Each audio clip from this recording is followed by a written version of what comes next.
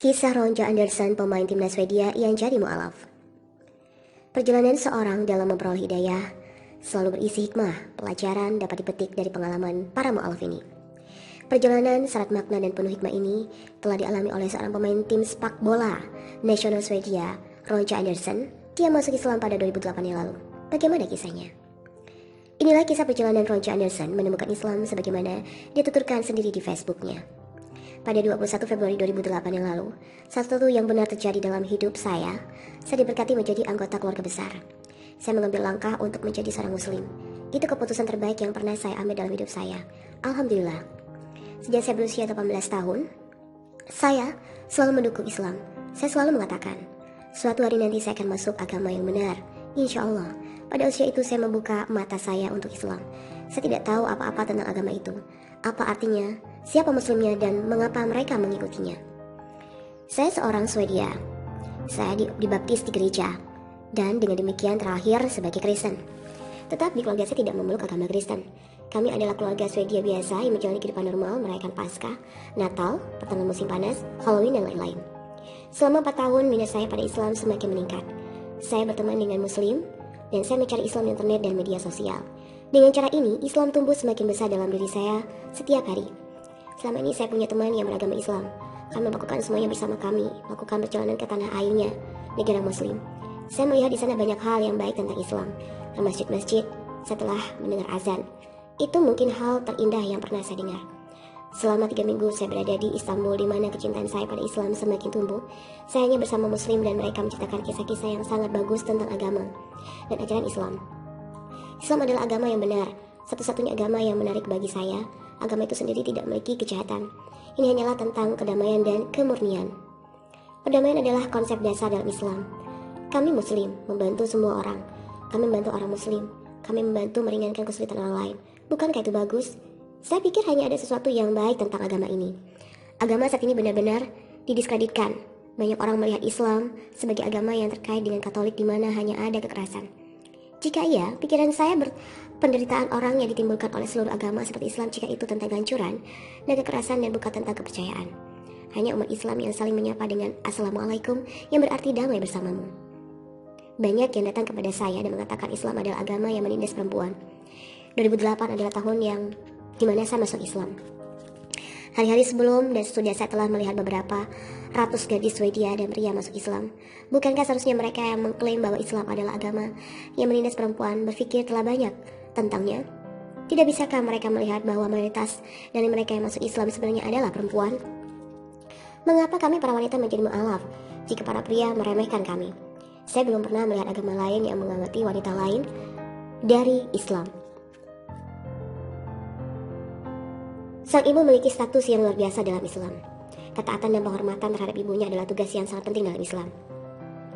Kembali ke periode sebelum konversi saya, selama 4 tahun saya memiliki minat untuk berpindah agama satu hari nanti. Keluarga saya tertarik dengan masalah ini. Mereka menjadi lebih dekat dengan teman Muslim saya yang beritahu kami bahwa hal tentang agama dan mendengarkan selalu positif.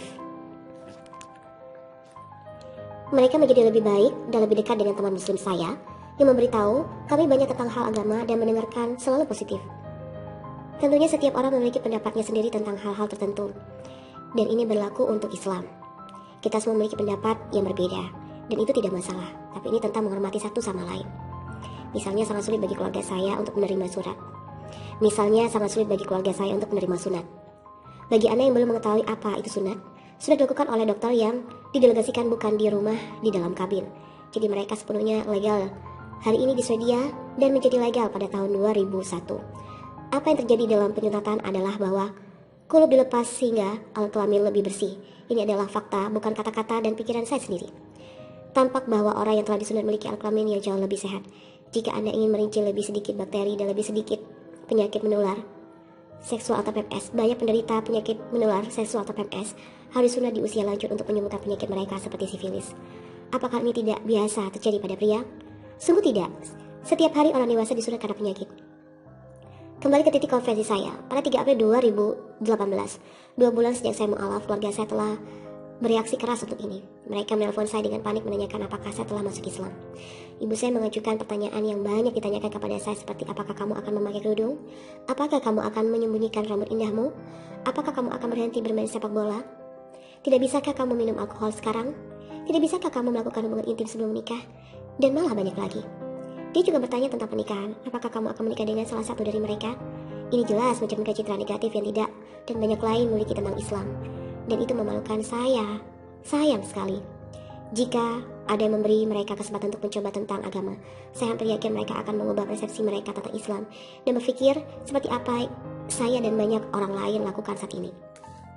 Keluarga saya pikir mendukung saya dalam hal ini hari ini telah pergi. Karena saya telah berpindah ke agama yang benar-benar karena tidak menentang sunat. Mereka melihatnya sebagai pelecehan. Tapi tidak ada yang mengatakan bahwa anak itu tidak dapat memberikan pendapatannya tentang agama yang apapun. Anda bisa menunggu dan kemudian masalah terselesaikan ketika orang tersebut dapat memilih sendiri. Kemarin saya tidak bisa memeluk adik perempuan saya selama 7 tahun karena saya dianggap orang yang mengerikan. Adik perempuan saya dalam 7 tahun tidak mengerti apa yang terjadi karena orang dewasa ini secara tidak dewasa menggambarkan betapa buruknya saya pada seorang anak berusia 7 tahun. Saya tahu bahwa banyak mu'alaf mengalami kesulitan, terutama ketika mereka sendirian dalam agama, di mana tidak ada yang mendukung mereka dan mereka mendapat rasa dan sangat kesepian. Saya pikir saya tidak akan pernah diperlakukan seperti ini, terutama karena mereka bereaksi positif terhadap saya dan teman saya di awal. Itu sebabnya saya sangat terkejut tidak ada yang memaksa saya menjadi muslim. Tidak ada saya masuk dalam ketika saya dan pria itu saling menghubungi. Keluarga saya mengklaim bahwa saya telah dicuci otak oleh pria dan keluarganya selama 4 tahun.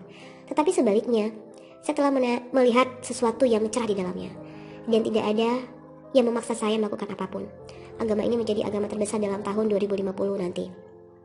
Sering dengan munculnya statistik secara bertahap, saya tidak berpikir jutaan orang ini dicuci otaknya. Kita semua memiliki pilihan hidup, dan saya tidak berpikir orang akan pindah agama. Jika ada kejahatan di dalamnya, inilah yang pria itu tulis untuk ayahku. Anda tidak mengubah nasib seorang anak, Anda bisa mengubah tujuan dan keyakinan mereka. Itu kulup yang menghilang dan Anda seorang menciptakan masalah untuknya. Apakah dia punya anak laki-laki? Apakah dia punya anak? Tidak. Dia tidak. Jadi mengapa Anda khawatir tentang masa depan? Hiduplah untuk saat ini dan pikirkan tentang apa yang Anda katakan dan Anda lakukan. Menurut saya ini benar-benar tidak dapat diterima perilaku seseorang yang mengkhianati putrinya. Itu adalah pilihannya dan peradaban tidak terjadi dengan saya dan keluarga saya. Keluarga saya tidak dapat berbicara dengannya dalam bahasa Swedia. Jadi mengapa Anda mencari keluarga saya? Mereka sangat tua dan baik. Mereka menerima raja untuk segalanya. Selama 14 tahun saya tumbuh dengan ibu tunggal.